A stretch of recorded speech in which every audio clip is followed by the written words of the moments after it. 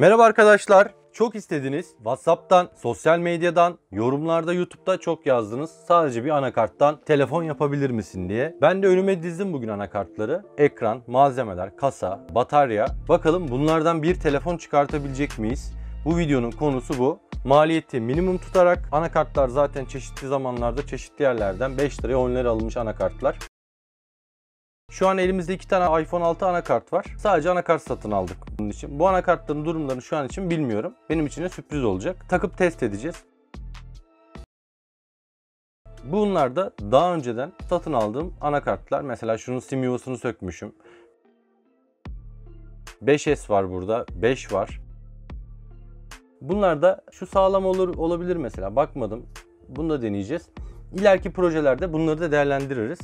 Şimdilik bir kenara koyalım. Yeni bir ekran var.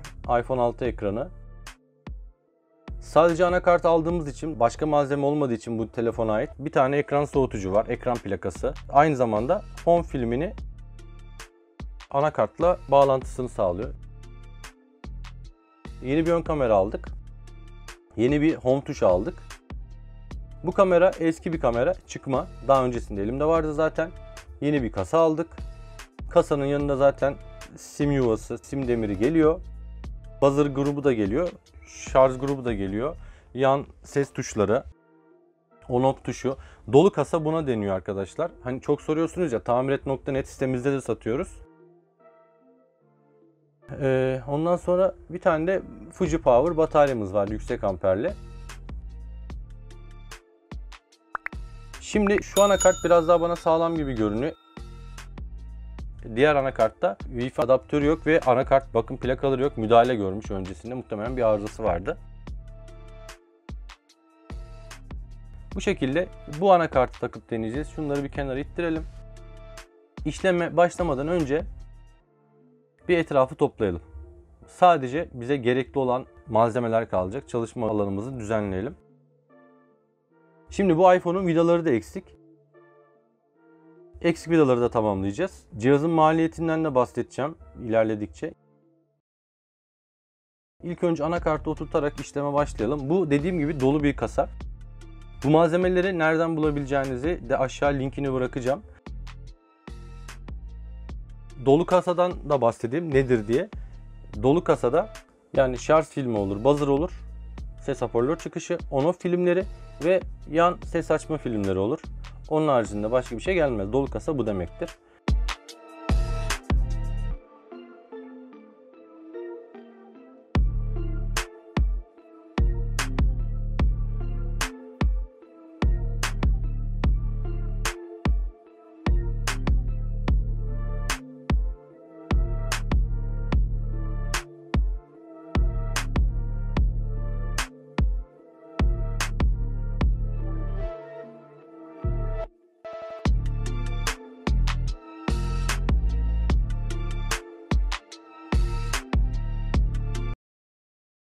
Bu arada bu geçen gün Banggood'dan gelen tornavida seti. Bunu da aşağı linkini bırakıyorum. Bu tornavida setini ben çok sevdim. Çok işime yarıyor. Xiaomi Wovstick de öyle, bu da öyle.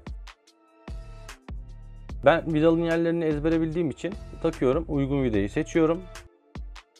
Sol üst köşe önemli. Bir parça var. Orada şebeke güçlendirici bir parça. O da yok. O parça elimde var.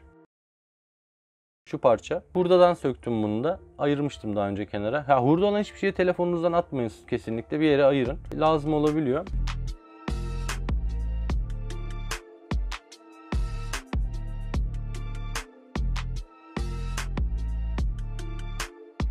Bu arada dış cihazlardan bahsediyordum. Ufak ufak da ondan bahsedeceğim bu videoda.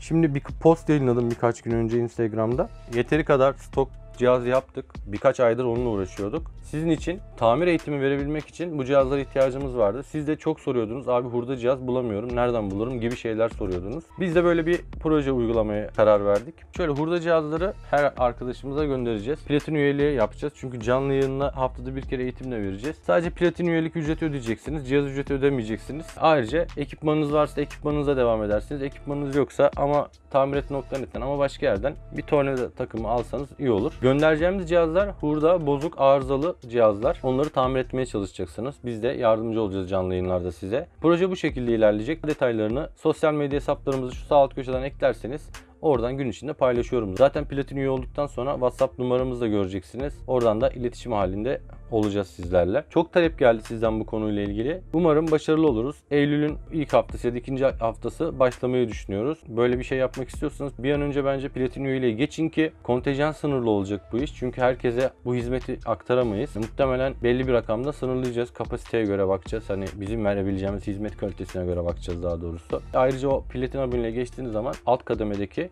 tüm özelliklerden de yararlanabilirsiniz. Elmas, altın, gümüşün özelliklerinden. Bu şekilde olacak arkadaşlar. Bu cihazın maliyetlerinden de bahsedeceğim. Anakartı yanlış hatırlamıyorsam bit pazarından almıştım. Yani toplu halde gittiğim zaman bir sürü şey alıyorum. Bazen unutuyorum neyi nereden aldığımı. Çoğunlukla yazmama rağmen ama bit pazarından 5 ya da 10 liraya aldığım bir anakarttır bu muhtemelen. iCloud'ları düşük mü düşük değil mi bilmiyorum hiçbir şey. Muhtemelen ben aldıktan sonra belki bunu bir cihazda test etmişimdir. Hiçbir not da yazmamışım üstüne. Sadece göz kararı seçtim oradan. Normalde ben tüm malzemelerime sarı bir bantla not yazarım ya da asetat bir kalemle. Ama umuyorum ki bu anakart sağlam ve iCloud yok. Neyse deneriz şimdi görürüz. Siz de hani el beceriniz geliştikten sonra bu videoları izleyerek kendinize güzel bir hobi edinebilirsiniz. Hatta hobiyi sevdikten sonra görüştüğüm arkadaşlarım var YouTube'da arkadaş olarak ticaret yapıyorlar. Yani ciddi paralar da kazanabiliyorsunuz. Çünkü bu telefon tamirciliği aslında çok değerli bir meslektir. Yani kıymetini bilin böyle bir işle uğraşıyorsanız. Bataryayı bir takalım. Anakarttaki ekipmanları oturttuk. Ekranı da bir takalım üstten denemek için. Defalarca söyledim. Tekrar söylüyorum bunu. Ekranları test etmeden önce nasıldı yine? Nasıldı biliyor musun? Ekranları tam olarak monte etmeden önce mutlaka jelatinlerini sökmeden test edin. İnternette bu şekilde anakart satanlar da var. Genelde telefonculara, toptancılara satıyorlar. Oralardan da anakart temin edebilirsiniz. Yani internetten de o tür şeylerden bulabilirsiniz. Ama ben hiç almadım şimdiye kadar. Genelde bit pazarı gibi yerlerden buldum bu anakartları. Yan sanayi ekran. İşte yan sanayi bir A kalite kasa, A kalite ekran taktık. Anakartımız orijinal. Touch ID'ye erişemedi diyor. Çünkü takılı değil.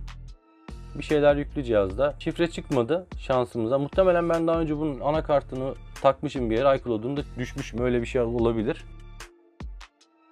Bir takalım bir şarja. Tarihte bir garip yüzü. 10 Ağustos'ta kalmış.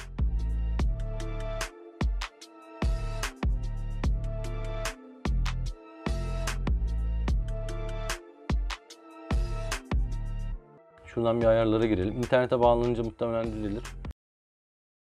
Essential Touch'ı açalım ayarlardan. Çünkü home tuşunu takmadık. Diğer malzemeleri de bir takıp denemek istiyorum şimdi. Çalışıp çalışmadan ben de merak ediyorum.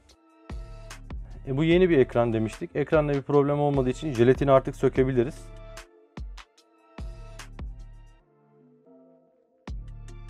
Bu malzeme de yeni. Bu malzemeleri tek tek fiyatlarını söyleyeceğim arkadaşlar. iPhone kaça mal olduğunu yani inanamayacaksınız o fiyata zaten.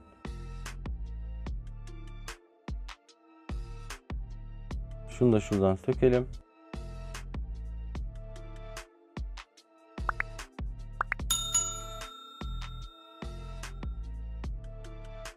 Onu en son alacağım oradaki yapışkan naylonu. Şurada da bir bant var. Onu da çıkartalım.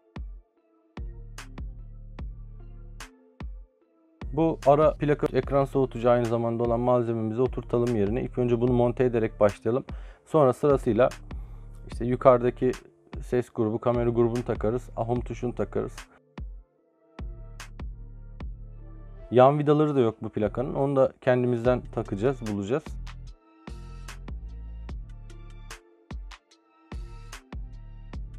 Canlı yayın günlerini paylaşacağım platin üyelerle. Haftada bir gün canlı yayın yapmayı düşünüyoruz. Her hafta başka bir konu işleyeceğiz. Bir hafta tabletten bahsederiz ya da bir iPhone ekran değişimi ya da batarya değişimi. Bir hafta sıvı temas bir cihazdan bahsederiz. Diğer bir hafta işte şarj soketi Samsung'larda nasıl değişiyor ondan bahsederiz. Lehimli şarj soketi. Daha komplike arızaları orada gösterebilirim. Böyle yarım saat, bir saatlik bir canlı yayın olur muhtemelen. Her hafta bunu düzenli olarak Platinum olup eğitimlere katılmak isteyen arkadaşlarla yapacağız. Artı şöyle düşünüyoruz. Her ay farklı bir konsept olacak. Platinum ile devam edenlere cihaz, tablet gibi şeyler göndereceğiz. Bir liste olacak. O listenin içinden kendisi hangi markayı istiyorsa onu seçecek. Tabii bu stokla sınırlı olacak. Bir sürü marka olur muhtemelen. Xiaomi'si, Samsung'u, iPhone'u bilmem nesi. Onların içinden seçecekler işte. İlk girenler daha avantajlı olacak o bakımdan. Daha çok cihaz görecek listede. O bakımdan acele etseniz iyi olur. Bazı aylar tablet yapacağız. İşte elimize ne varsa Asus, Reader, iPad, Samsung o tabletleri vereceğiz. Diğer bir ay atıyorum tamir ekipmanlarından bahsederiz. Öyle bir şey yaparız. Böyle bir takım şeyler yapacağız. Cihazları ben sağlayacağım size. Sizin tek yapmanız gereken Platin üye olmak. Platin üyenin ücreti 150 lira. Cihaz ücretsiz alacaksınız. Tamir ekipmanlarınız varsa onlarla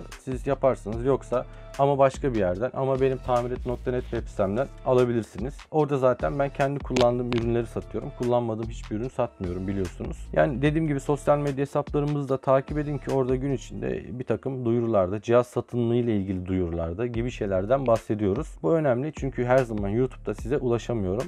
Siz de bana ulaşamıyorsunuz. Platin üye olduktan sonra da WhatsApp numaramıza erişeceksiniz. Oradan da gün içinde bana istediğiniz soruları sorabilirsiniz. Şimdi kamerayı takacağız fakat orada eksik malzemeler var. O malzemeleri tamamlamam gerekiyor ilk önce. Anakarttan cihaz yapmak olur, yapılır. Yani bu cihazı farklı bir telefona da çevirebiliriz. Atıyorum bunu bir iPhone 8 yapabiliriz. 8 Plus belki 5'i 6'ya çeviririz. O elimizdeki anakartlar var ya 5S, 5 onları işte 7 falan yaparız belki. O tür şeylerde kullanabiliriz. Bunu yorumlarda belirtin. İstediğiniz model falan varsa yaparım. İlk önce bu gruba ekliyorum. Bir demir var. O demir orada yok. Onu çözeceğiz. Orada plaka olması lazım normalde. Ben konudan konuya atlıyorum ama sıkılmayın diye bunu yapıyorum.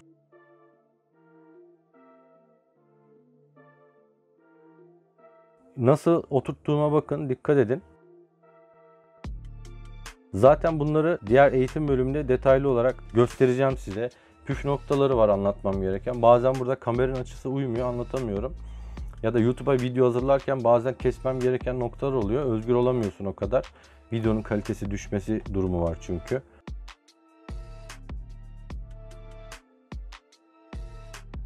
Grubu nasıl koyduğumu gördünüz. Hoparlör en alta geliyor. Üstüne kamera filmi. Onun üstüne de plaka geliyor. Bu arada saçım çıktı. Bu kameraya bir çözüm bulacağız açısıyla ilgili.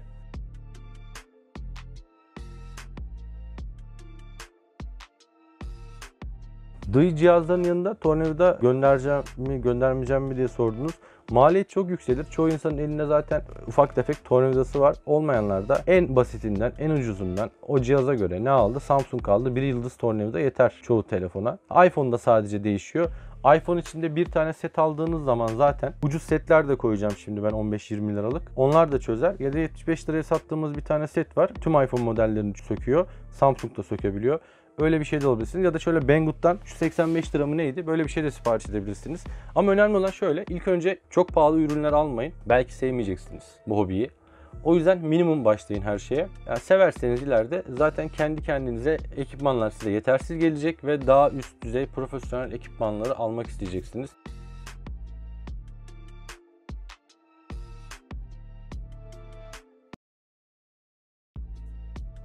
Home tuşunu da bu şekilde oturtuyoruz. Bu modelde üstten oturuyor. iPhone 7-8'lerde biraz daha farklı. Bunda direkt yüzüstü dururken ekran direkt bırakıyorsunuz. Pıt diye o kadar. Bu da home tuşu demiri. Bunlar yok, çıkmıyor kasadan. Bunları satılıyor da, satın da alabilirsiniz de benim hurdalarımdan aldım. Yani ben onları bir yerlerde kullanırım düşüncesiyle hep ayırıyorum. Telefon offsa, hurda bir telefonsa bu tür parçalarını atmıyorum. Ve bu şekilde elimde çok toplu telefon da var. Onları işte sizin için ayırıyorum. Şöyle yanlış anlaşılmasın. Size göndereceğim telefonlar tamir edilecek hurda telefonlar. Tam anlamıyla tüm fonksiyonları çalışmayabilir. Benim de bakmadığım cihazlar çoğu. Onlar sadece pratik yapmak için. Çalışır mı? Çalışabilir tamir olursa. Ama çalışmayanlar da vardır elbet içinde. Amaç orada ya ilk levelde telefon sökümünü öğrenmek. Nasıl sökülüyor, nasıl toplanıyor gibi şeyleri öğrenmeniz gerekiyor. Ondan sonra yavaş yavaş level level daha üst gruplardaki cihazlara girebilir. internette cihaz satın alırken bu cihazın şu arızası vardır, bundan uzak durmak gerekir, bunun anakartı problemlidir gibi şeylere daha dikkat edersiniz.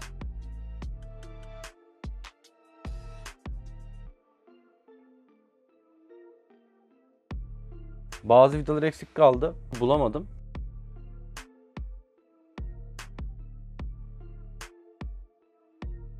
Şuraya doğaçlama yapacağız. Bunu takalım. Şuraya bir plaka gelecek zaten. Birkaç zamandır internetten cihaz almışsınız. Kredi kartıyla, Get'le filan. Şunu da bir takalım. Almışsınız, cihaz sağlam demişler fakat cihazlar hep arızalı çıkmış. Duyuyorum bunu. Çok da iyi paralar vermişsiniz. Yani cihazları, ikinci el cihazları özellikle pek görmeden almayın. Öyle paralar vermeyin arkadaşlar. Şuraya bir demir var. O demiri de takacağım ekranın üstüne. Yoksa soketler herhangi bir darbe anında çıkabilir. Bu plakada çıkma bir hurdadan atmadığım bir plaka lazım oluyor. Bunların vidalarını plaka ile birlikte bu şekilde saklamıştım. Çünkü onun vidaları önemli. Oradaki vida boyları çok farklı.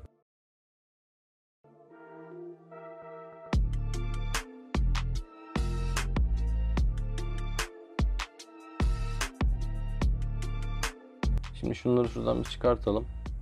Yeşil zeminde maviye oranla daha güzel görünüyor. O yüzden yeşil seçtim. Bu A2 mat gerçekten kaliteli. Bu da Banggood'dan geldi. Aşağı linkini bununla bırakacağım. Bunun daha ucuzları, daha ufakları da var. Fiyatı biraz yüksek tabi A2 olduğundan dolayı ama yani bu daha da pahalı aslında farklı yerlerde. Tamiret.net sitesine de koyduk. Oradaki fiyatı da 80 ya da 90 öyle bir şeydi, hatırlamıyorum.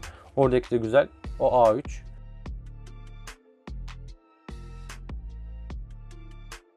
Bu plakaları da taktık.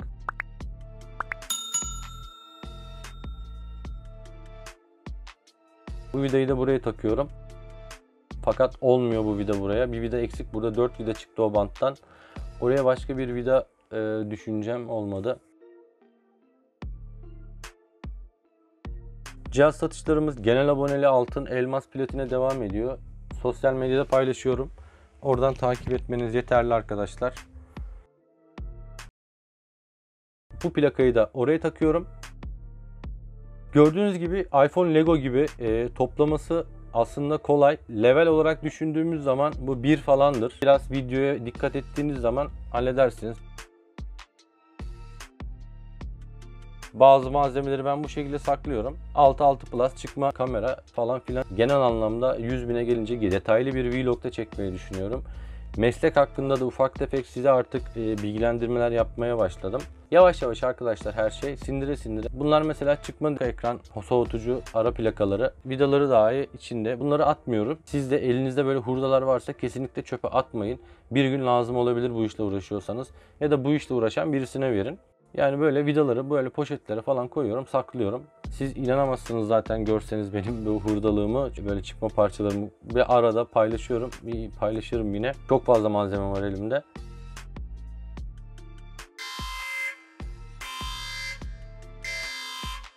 Dikkat edin, acele etmeyin. Her zaman diyorum, telefon tamiri işinde ya da elektronik bir aletin tamirinin işinde ki telefon bunların içinde en popüler ve en komplike olanı elektronik aletler içinde ve günümüzde en çok kullandığımız alet.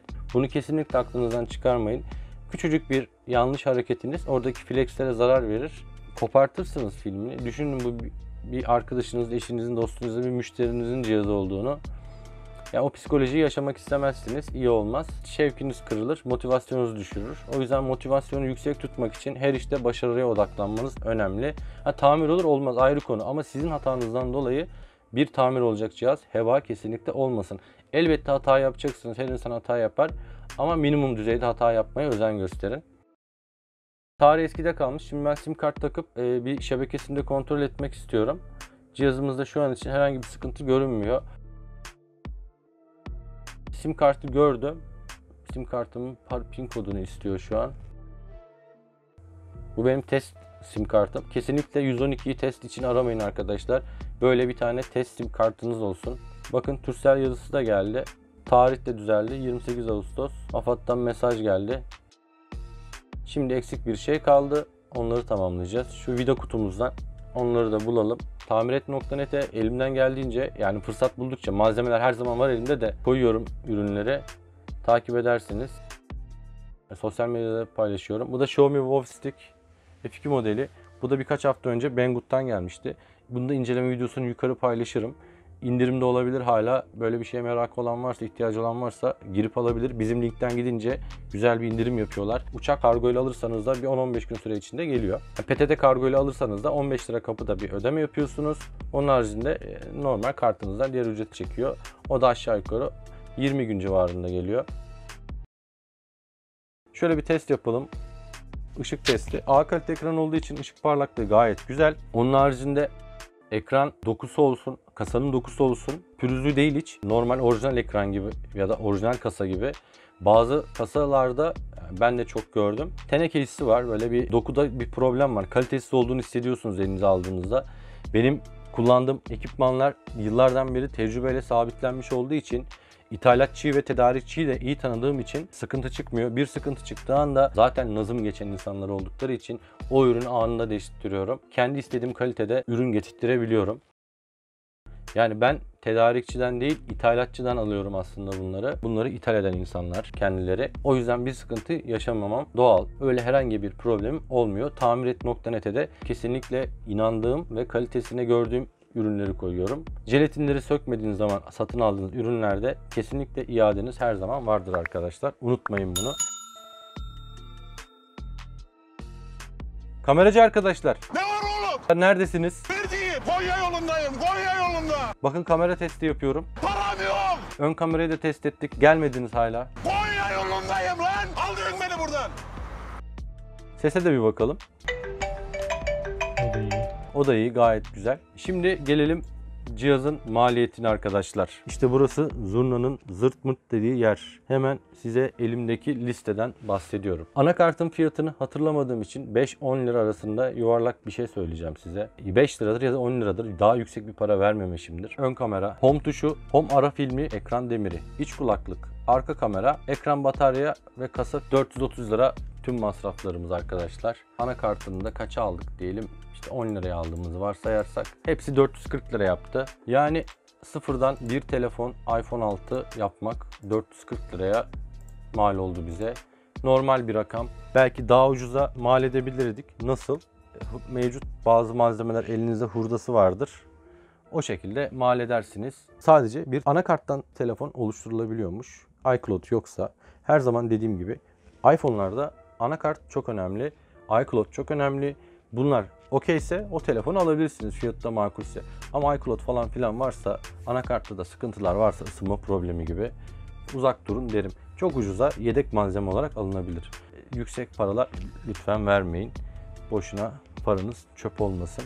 Arkadaşlar bu video bu kadar. Beğendiyseniz beğenmeyi unutmayın. Kendinize çok iyi bakın. Hoşça kalın. Bay bay.